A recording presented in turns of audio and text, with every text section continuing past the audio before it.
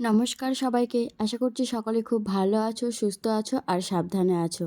আর আমিও খুব ভালো আছি। আর আমার আরও একটি নতুন ভ্লগে তোমাদেরকে জানাই অনেক অনেক স্বাগত। আর যারা আমার চ্যানেলটিকে সাবস্ক্রাইব করেছো, যারা আমার ভিডিওটি দেখো, যারা আমার ভিডিওটাতে কমেন্ট করো, লাইক করো, তাদের জন্য অসংখ্য ভালোবাসা আমার তরফ থেকে। আর যারা এখনও করোনি তারা ঝটপট আমার চ্যানেলটাকে সাবস্ক্রাইব করে নাও। আর কমেন্টে জানিও আমার ভিডিওগুলো তোমাদের কেমন লাগে। তো চলে আসলাম ঠাকুমা শাশুড়ির ঘরটা ঝাড়তে। আজকে সকাল থেকেই ভেবে রেখেছিলাম যে আজকে ঠাকুমার ঘরটা আর দাদার ঘরটা ঝাড়বো। একটা একটা করে তো সব ঘর ঝাড়া হয়ে গেছে, শুধু বাকি ছিল এই ঠাকুমার ঘরটা আর দাদার ঘরটা। তো সেটা আজকে ঝেড়ে নিচ্ছি। আজকে এটা ঝাড়লে আমার ভাদুরে ঝাড়া কমপ্লিট হয়ে যাবে। তো ওখানে ঠাকুমার ঘরটা ঝেড়ে নিয়েছি। এখনও মানে ঝাড় দিইনি, নিচে সব নোংরা পড়ে আছে। আর যে জামা কাপড়গুলো পিছনে দেখলাম ওগুলো হচ্ছে আমি গতকাল কেচেছিলাম, যেগুলো শুকায়নি। তো তারপরে চলে আসলাম ভাসুরের ঘরে ঘর ঝাড়তে। ভাসুরের ঘরটা সেরকম খুব একটা নোংরা নেই, মনে হয় দাদা মানে আমি না থাকাকালীন দাদা এই ঘরটা ঝেড়েছে। তবুও আমার যতটুকু দেখার মানে আমি যতটুকু দেখতে পেলাম ঝুল, সেগুলোই ঝেড়ে নিলাম। আর যেহেতু এদের ঘরের মানে উপরের চালটা অনেকটা উঁচু, আমার একটু অসুবিধা হয়। আর এরকমভাবে মানে মাথা উঁচু করে তাকিয়ে ঝুলটোগুলো ঝাড়তে গেলে না চোখে ঝুল পড়ে যায়। তো যাই হোক, চলো এখানে এই ঝুলগুলো ঝেড়ে নিই। এই ঘরেও কিছু জামা প্যান্ট আছে। আজকে আবার প্ল্যানিং করেছি মায়ের শাড়িগুলো একটু রোদে দেব। তো চলো, এখনও সেইভাবে ভাবিনি, ভেবেছি যে কত তাড়াতাড়ি, যদি আমি বেশি তাড়াতাড়ি ঘরগুলো ঝেড়ে কাজ গুছিয়ে উঠতে পারি তবেই দেব। সাথে কাল আমার মা যে এই শাড়িগুলো দিয়ে গেছিলো ওগুলোও একটু রোদে দেব। তো সেটা কাজের উপর নির্ভর করবে ওগুলো দেবো কিনা। তো চলো যাই হোক, এখানে ঘরগুলো ঝেড়ে নিই, তারপরে আবার তোমাদের সাথে দেখা হবে। টাটা।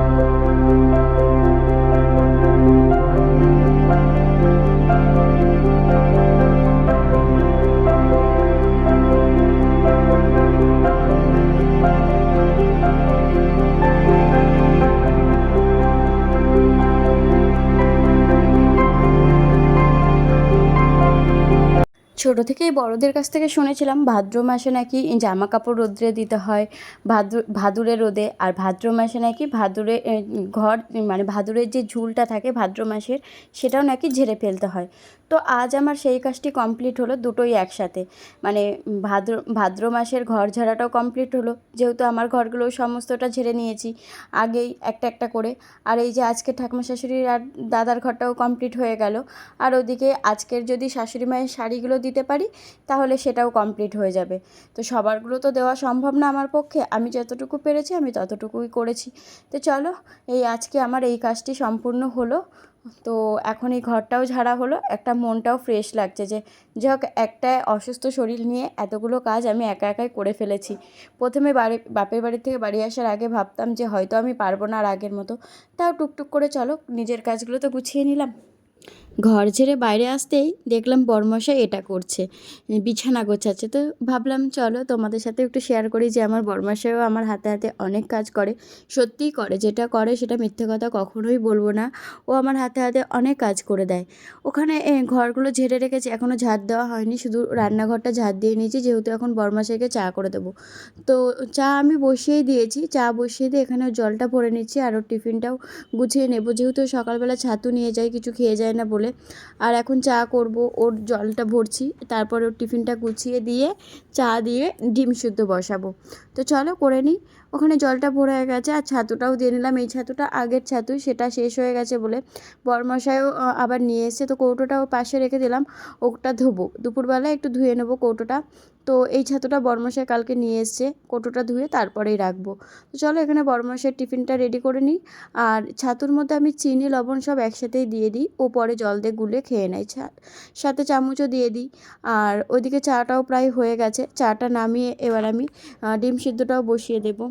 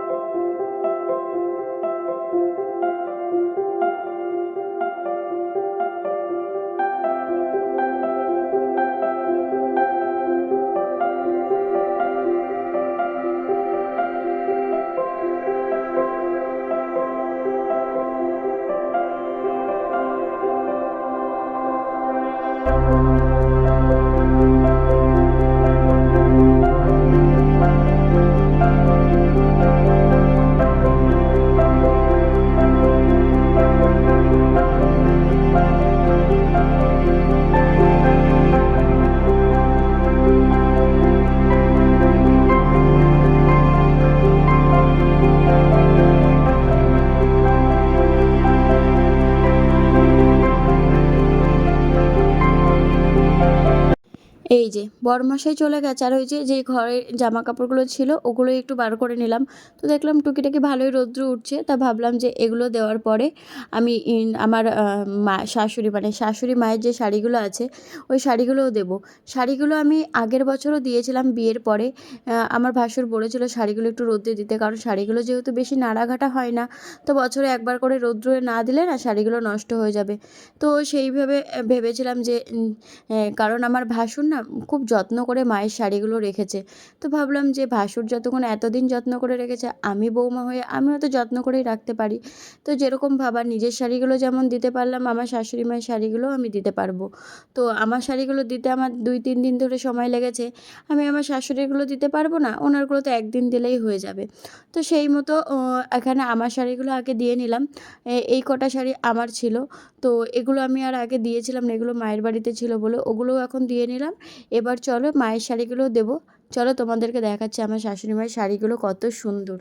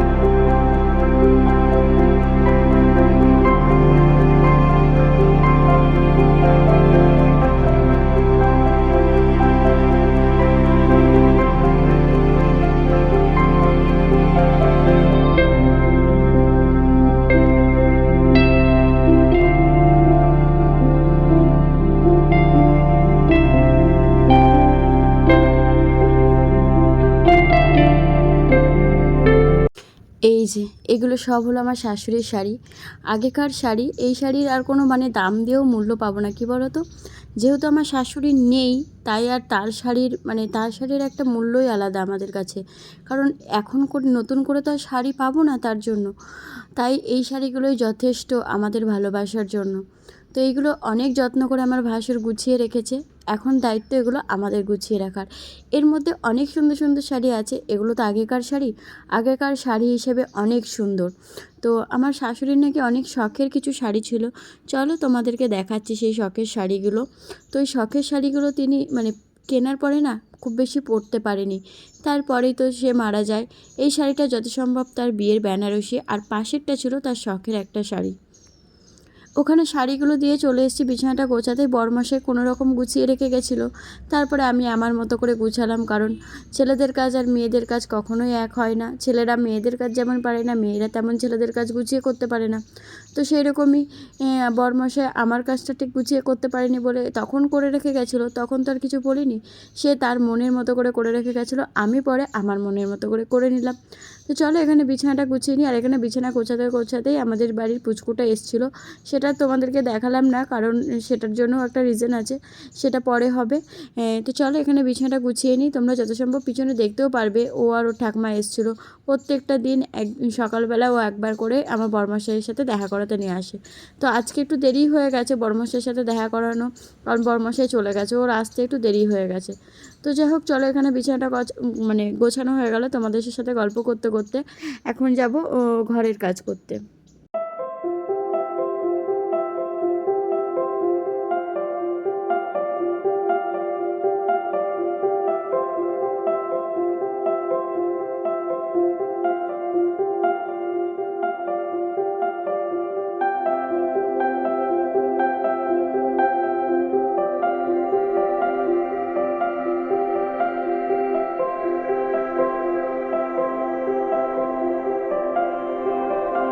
পুচকুটা এসেছিলো, অনেকক্ষণ ছিল, যার জন্য ওর সাথে একটু খেলা করছিলাম, তাই দেরি হয়ে গেল। এই যে ঘর ঝেড়েছি, কত নোংরা পড়েছে। এটা হলো আমার ভাসুরের ঘর, তার ঘরে কত নোংরা পড়েছে তোমরা দেখতেই পারছো।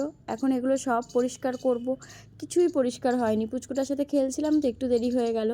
এখন এগুলো ঝাঁট দিয়ে বার করে তারপরে ঘর মানে রান্নাঘরে যাব। আর এই হচ্ছে ঠাকুমা শাশুড়ির ঘর, পুরো নোংরা হয়ে রয়েছে, বিছানা চাদর থেকে শুরু করে সব। এবার ঘরগুলো পরিষ্কার হয়ে গেল, এবার আস্তে আস্তে ঠাকুরের জায়গাটা একদিন পরিষ্কার করব। এই যে অনেকটা বেলা হয়ে গেছে, 1:20 মতো বাজে। চলো এখন এই যে জলের বালতি নিয়ে এসেছি, এখন মুছবো ঘরগুলো আজকে মুছতাম না, একটু ঘর ঝেড়েছিলাম তো একটু ধুলো ধুলো লাগছে, তাই একটু মুছবো। চলো ঘরগুলো মুছে নিই, পরে আবার তোমাদের সাথে দেখা হবে। হ্যাঁ, আজ আর সকালের পরে তোমাদের সাথে যেহেতু ভিডিও শেয়ার করা হয়নি, তাই কী কী রান্না করলাম তোমাদেরকে দেখানোও হয়নি। তো এখানে করেছিলাম ডাল, মটরের ডাল, আর এখানে ছিল ডিমের অমলেট করে ঝোল, আর আলু সিদ্ধ, আর পাঁপড় ভাজা। এটাই হলো আজকে আমাদের দুপুরের খাবার। এই খাবারটা ছিল আমার কাকা শ্বশুরের, তার জন্যই খাবারটা বেড়েছিলাম। তো চলো একেবারে তোমাদের সাথে দেখাবো সন্ধ্যেবেলা। এই যে সন্ধ্যেবেলা চলে আসলাম, ঘুম থেকে উঠেছি 7:30টার সময়, তারপরে চা খেয়ে এখন প্রায় ওই 8টার মতো বাজে। এখন একটু রেডিও হয়ে নিয়েছি, বড়মাসের চুলটাও বেঁধে দিয়ে গেছে। এখন যাব জ্যাঠা শ্বশুরের বাড়ি। শুনলাম জ্যাঠা শ্বশুরের নাকি শরীরটা খারাপ, তো একবার দেখে আসি, কারণ আমার শরীর খারাপের সময় তারা যথেষ্ট খবর নিয়েছিল। তো যেহেতু শুনলাম, একবার চোখে দেখে আসলেই শান্তি। তো চলো এবার ওনাদের বাড়িতে গিয়ে একেবারে তোমাদের সাথে দেখা হচ্ছে। টাটা। এই যে বেরিয়ে পড়েছি, পুরো ঘুটঘুটে অন্ধকার রাস্তাটা। এটা যেহেতু রাস্তা ছিল তাই এত অন্ধকার লাগছিল। আর এইটা হচ্ছে আমার ছোটো চায়ের ঘর, আর এটা হলো আমার বড় চায়ের ঘর। মিডিলে এদের একটা রুম আছে যেটা তালা দেওয়া থাকে, ওটা একটা গলির ঘর। মানে ওখানে আমার জেঠি শাশুড়ির সমস্ত জিনিসপত্র আছে, খাট, আলমারি, খাট নয় আলমারি, ড্রেসিং টেবিল। আর এখানে আমার বড় চার ছেলেকে ঘুম পাড়িয়ে দিয়ে ফোনে গল্প করেছিল, আমিও তাকেই ডাকছিলাম। তো এই যে আমাদের মন্দির, বুড়িমার মন্দির। তো ওখানে জ্যাঠা শ্বশুরের সাথে গল্প করে চলে আসলাম ছোটো জায়ের ঘরে। ছোটো জা পেন্টিং করে, ও আর্টিস্ট। তো ওর আর্ট, এটা হলো ওর শাড়ির উপরে একটা আর্ট করেছিল, আর এটা খুব সুন্দর লাগলো, তাই বললাম যে দাও আমিও একটু আমার বন্ধুদের সাথে শেয়ার করব, কেমন হয়েছে ওরাও একটু কমেন্টে জানাবে।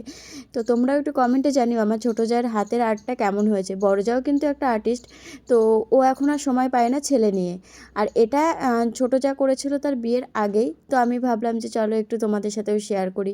তাই শাড়িটা যেহেতু বাইরে ছিল, ও পরেছিল, তাই তোমাদের সাথে শেয়ার করলাম। এই যে হচ্ছে তার আর্ট, আর তার পিছনে যেটা আছে সে হলো আর্টিস্ট। চলো তোমাদের আর্টিস্টের মুখটাও দেখায়, আগেও দেখেছো তোমরা আর্টিস্টের মুখটা, এখনও দেখে নাও। আর্ট আর আর্টিস্ট দুটো একসাথেই।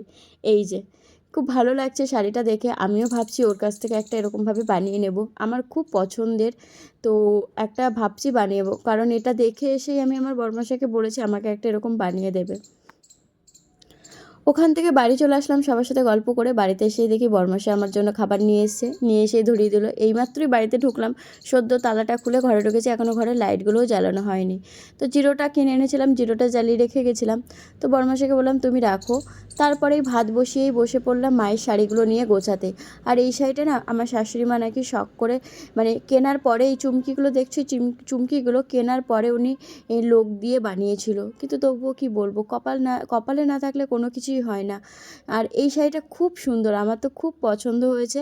চলো এই শাড়িগুলো এখন গুছিয়ে রাখি, তারপর আমার ঘরে গিয়ে কতগুলো জামা কাপড় আছে সেগুলোও গোছাবো। এই যে মায়ের শাড়িগুলো গুছিয়ে নিয়েছি, গুছিয়ে নিয়ে চলে এসেছি এখানে। আর ওদিকে প্রায় ভাতও ফুটে গেছে। আর এখানে ওই যে কালকে কেচেছিলাম, যেগুলো তোমাদের সাথে শেয়ার করা হয়নি, কিন্তু সকালে যে মেলেছিলাম সেগুলোই এখন গোছাতে বসেছি। এখন ওই প্রায় 9:45 বাজে, ওগুলো এখন গোছাবো। এখন গুছিয়ে নিয়ে তারপরে কাকুমণি আসলে খেতে দেব। তো চলো এগুলো তাড়াতাড়ি করে গুছিয়ে নিই। আর এখানে দেখো আমি খুব তাড়াতাড়ি গুছিয়ে নিয়েছি, তবে এত তাড়াতাড়ি গোছাইনি, গোছাতে অনেকটা সময় লেগেছে। এই কয়টা জামা কাপড়, আরও কিছু আছে যেগুলো আমি তুলে রেখেছি। তো চলো টাটা। এই যে হয়ে গেছে রাত, সমস্ত কাজ হয়ে গেছে, এখন শুধু এই জানলাগুলো দেওয়ার পালা। আর বাইরের অন্ধকারটা দেখছো, একদম ঘুটঘুটে অন্ধকার। এটা ছিল আমার ভাসুরের ঘরের জানলা, যেটা আমি দিয়ে নিলাম, তারপরেই চলে এসেছি এই যে আমার ঠাকুমা শাশুড়ির ঘরের জানলাগুলো দিতে। এখন এই জানলাগুলো দেওয়ারে হলো আমার আসল কাজ, মানে সবার শেষে এই কাজটা আমাকে করতে হয়। আর আমার বড়মশাই সবার শেষে কী কাজ করে দেখবে, চলো। এই যে গান চালিয়ে দিয়ে, এই ভর রাত্রে গান চালিয়ে দিয়ে বিছানা করছে আর নাচছে। তো আমিও চাই ও যেন এরকম সবসময় হাসি খুশি থাকে, আমারও বেশ ভালো লাগে ওর এই হাসি খুশিটা।